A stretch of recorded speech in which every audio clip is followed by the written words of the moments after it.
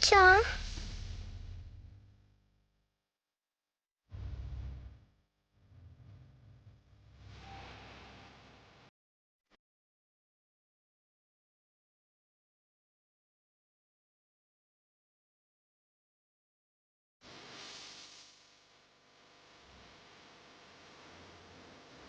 ఇక నేను మీకు ఎప్పటికీ కనిపించకపోవచ్చు,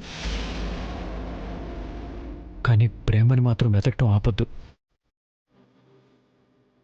గ్యారంటీగా శివాగ్ని ప్రేమను ఎక్కడో దాచిపెట్టి ఉంటుంది. ప్రేమ దొరికితే నీ శిక్ష తగ్గుతుంది ప్రణయ్. అందుకోసమైనా రాత్రి పగలు ప్రేమ కోసం వెతుకుతాం. బాబు, మీలాంటి మంచి మనిషికి ఇలాంటి శిక్ష పడకూడదు బాబు. ప్రభువుని శిక్షను ఎలాగైనా తప్పించాలని ప్రార్థన చేయడం తప్ప అంతకంటే మేమేం చేయలేని పరిస్థితుల్లో ఉన్నాం బాబు. బావా, నువ్వు దేవుడివి బావా, నీకేం కాదు. నువ్వు మళ్ళీ జైలు నుంచి విడుదలై ఇంటికి తిరిగి వచ్చేస్తావు. ఉరి శిక్ష అంటే ఏంటి మావయ్య?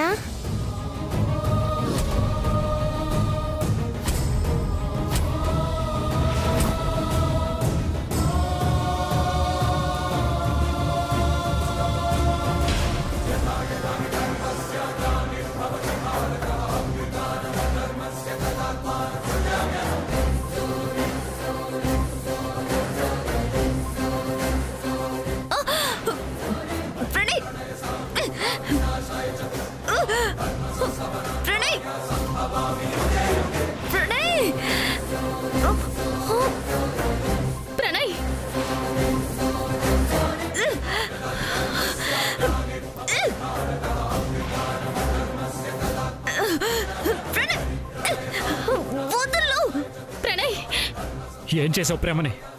ఏం చేసావు నా ప్రేమని? ఎక్కడ దాచిపెట్టావు? చెప్పు చెప్పు.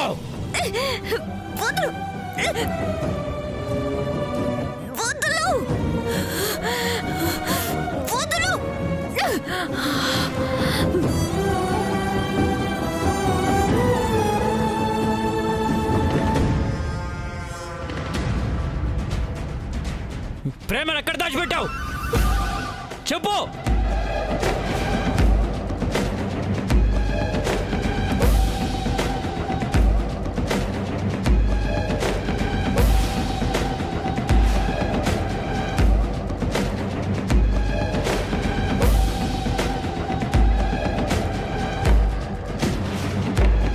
రే ప్రణయ్, నాకు సెంటిమెంట్స్ లేవురా, కానీ నీకున్నాయిగా. సొంత తోడబుట్టిన దాన్ని చంపాలని ఎలా అనిపించింది? నువ్వు మనిషివా మృగానివా? కాస్తుంటే నా ప్రాణం పోయి ఉండేది. నీ సంగతి తర్వాత చెప్తాన్రా. ముందు ప్రేమని పట్టుకోవాలి. అది ఇక్కడికొచ్చిందంటే నీకు పడాల్సిన ఉరి నాకు పడుతుంది.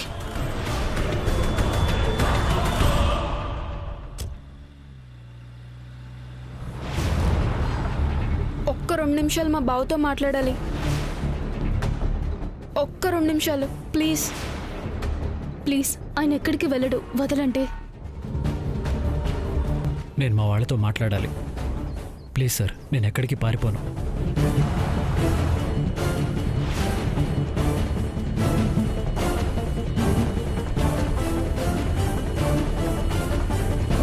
ఆ శివాగ్ని మామూలు మనిషి కాదు ప్రణయ్. ఆశలాగే ఇంకో ప్రేమను తీసుకొచ్చింది. నీకు శిక్ష పెరిగేలా చేసింది. ఎలా ప్రణయ్? నిన్నెలా ఉరి శిక్ష నుండి తప్పించాలో అర్థం కావడం లేదు. నా గురించి ఆలోచించకండి. దేవుడు నాకు ఏ శిక్ష వేయాలో అదే వేశాడు.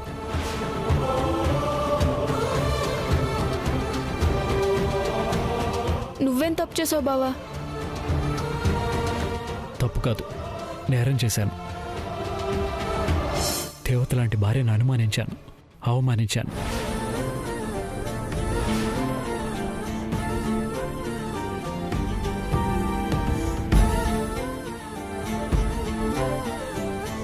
అందుకే దేవుడు ఈ రకంగా శిక్ష వేశాడు. నేనేమైపోయినా పర్వాలేదు, ప్రేమ బతికే ఉంది, ఎక్కడో ఉంది.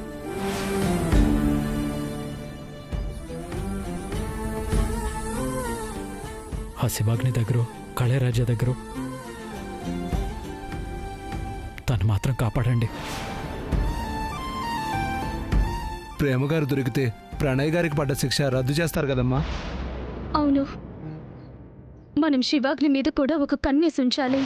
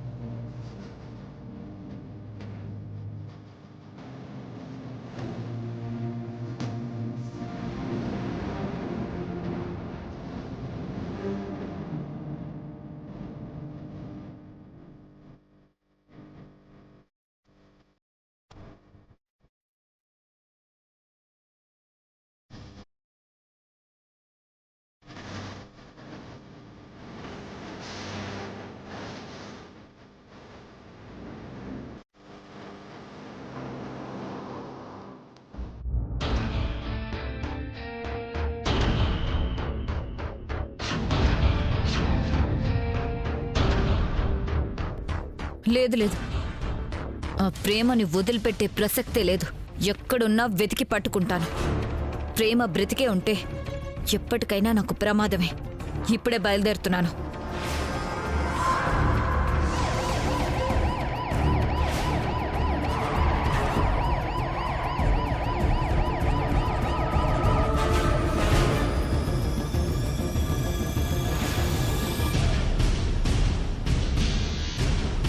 ప్రేమ పోలీస్ స్టేషన్కి వెళ్ళి మొత్తం చెప్పేసిందా?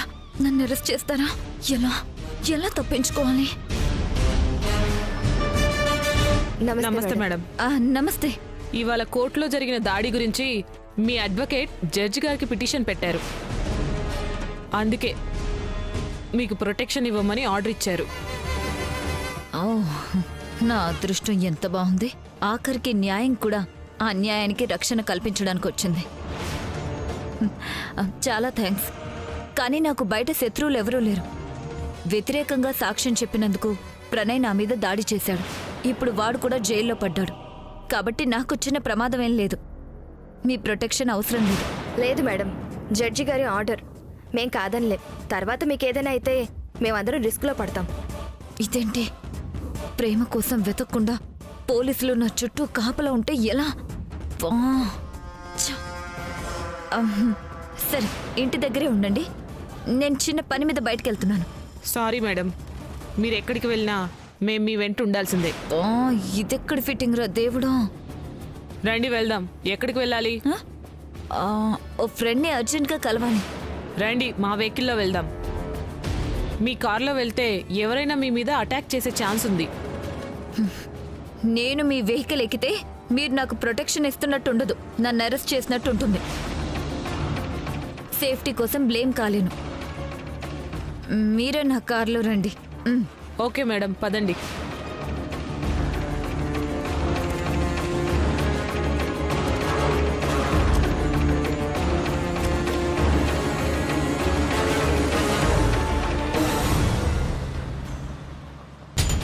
నన్ను కోర్టుకి వెళ్ళనివ్వకుండా శివాగ్ని మనుషులు కాపలా ఉన్నారు. ఇప్పుడు ప్రణయ్ ఎక్కడున్నాడో ఎలా తెలుసుకోవాలి?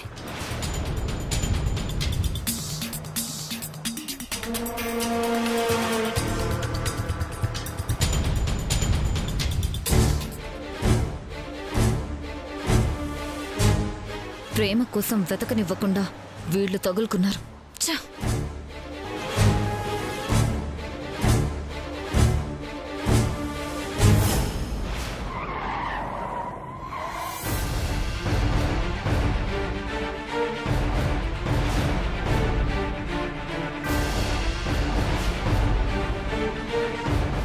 ఇప్పుడు పోలీసులు ప్రేమను చూస్తే ప్రేమ బతికే ఉందని తెలిసిపోతుంది. ఎలా ప్రేమ పోలీస్ స్టేషన్కి వెళ్ళినా అదే జరుగుతుంది. వీళ్ళని డైవర్ట్ చేసి ప్రేమని కిడ్నాప్ చేయాలి. ఏమైంది మేడం? హా, ఏం లేదు. నా ఫ్రెండ్ వాళ్ళ ఇంట్లో వాళ్ళు నాకు ఎన్ఆర్ఐ సంబంధం చూశారు.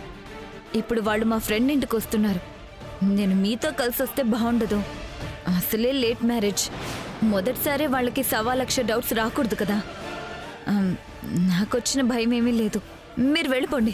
ఓకే మేడం, మీ ప్రాబ్లం మాకు అర్థమైంది. వెళ్తాంలేండి. సరే.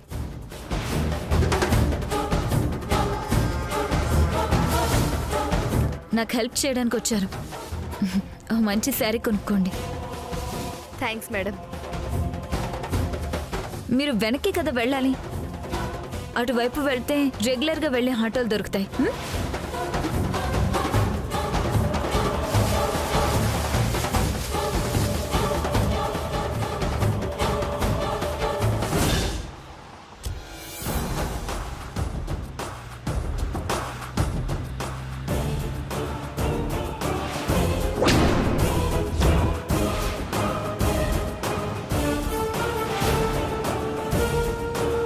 ఎక్కడిది?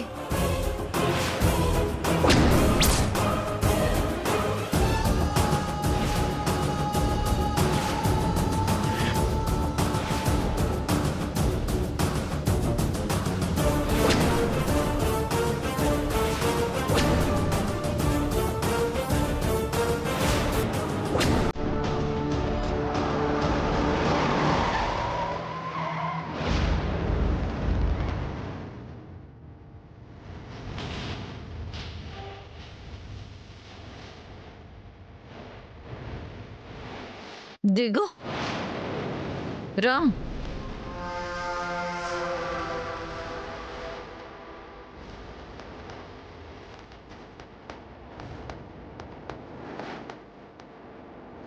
పోలీస్ స్టేషన్ కా, కోర్టు కా, జైలు కా, ఎక్కడికని బయలుదేరావు? ప్రణయ్ ఎక్కడున్నాడో తెలుసుకుని అక్కడికే వెళ్తాను. మరి నీ ఫ్యామిలీ అంతా బంగారంతో సహా ఎక్కడున్నారో తెలుసుకోవాల్సిన అవసరం లేదా? ఎక్కడున్నాడో? నా దగ్గరున్నారు.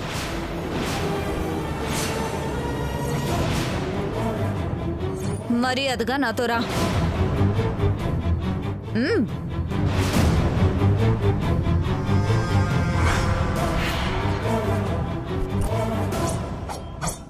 కూర్చో.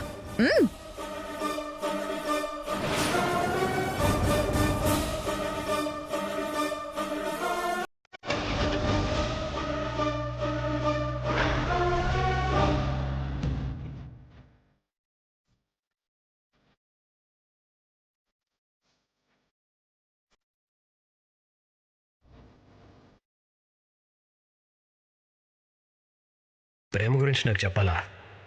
దాని గురించి మీరేమి దిగులు పడద్దు, నేనున్నాను. తనకే కష్టం రాదు, రానివ్వను.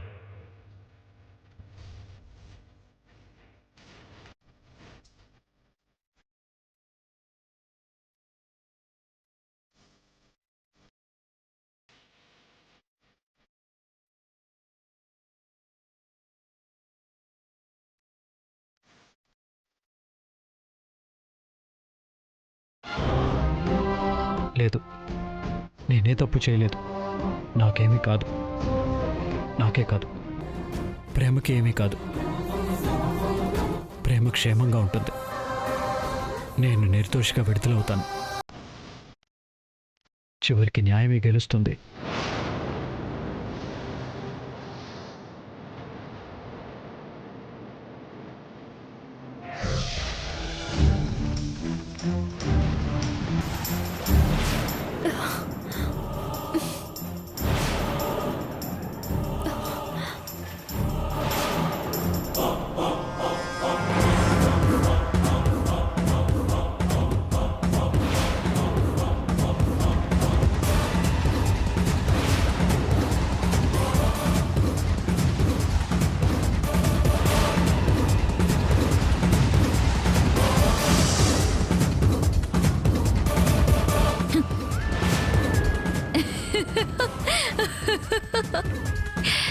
అన్నీ నాకు అనుకూలంగానే జరిగిపోతున్నాయి. చూసావా,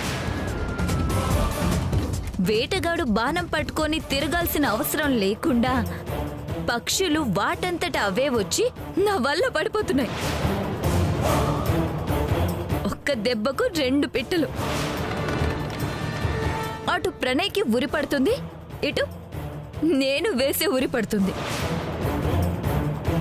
ఇద్దరూ కలిసి బతకలేకపోయినా కలిసి చచ్చే అవకాశం, అదృష్టం నేను మీకు ఇస్తున్నాను.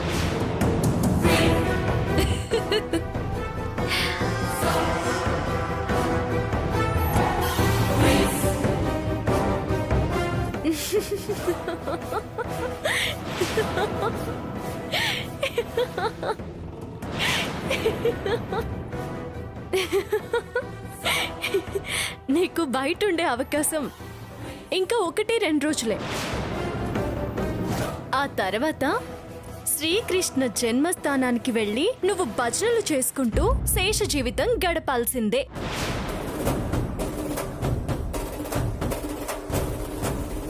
చింత చచ్చినా పులుపు చావలేదు. మా చింత తీరిపోయే టైం వచ్చింది. ప్రణయ్ నా చెంత చేరే ముహూర్తం దగ్గర పడింది. ప్రణయ్ బయటికి, నువ్వు లోపలికి.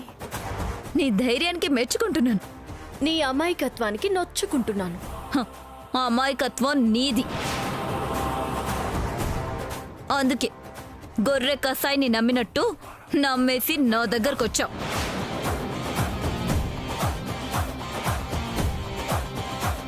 ఏమో, ఈసారి కసాయి గొర్రెని నమ్మించుండొచ్చేమో. ఏం మాట్లాడుతున్నావు నువ్వు? నీ కిరాతకత్వం పరాకాష్ఠకు చేరుకుంది. నీ పతనానికి శ్రీకారం దిద్దుకుంది. ఇంకా ఏం చూసుకునే నీకీ మేకపోతు గాంభీర్యం? మేకలు గొర్రెలు అని తక్కువ అంచనా వేయకు. అన్నీ బకరాలే ఉండవు. డి అంటే డి అనే పొటేళ్లు ఉంటాయి. తస్మాత్ జాగ్రత్త. ప్రణయ్ని ఉరి తీస్తున్నారనేసరికి నీకు పిచ్చి పట్టినట్టుంది. న్యాయాన్ని ఉరి తీయరు శివాగ్ని. ధర్మం చెరలో మగ్గిపోదు. ఉరికంబం మీద ఉనికి కోల్పోదు. పోనీ అవే పాఠాలు వల్ల వేసుకుంటూ క్షణాలు, నిమిషాలు, గంటలు అన్నీ లెక్క పెట్టుకుంటూ ఉండు. నువ్విలా పైకెంతో గాంభీర్యంగా, బింకంగా మాట్లాడితే భయపడతాననుకున్నావా? నీలాంటి వాళ్లనే చాలా మందిని చూశాను.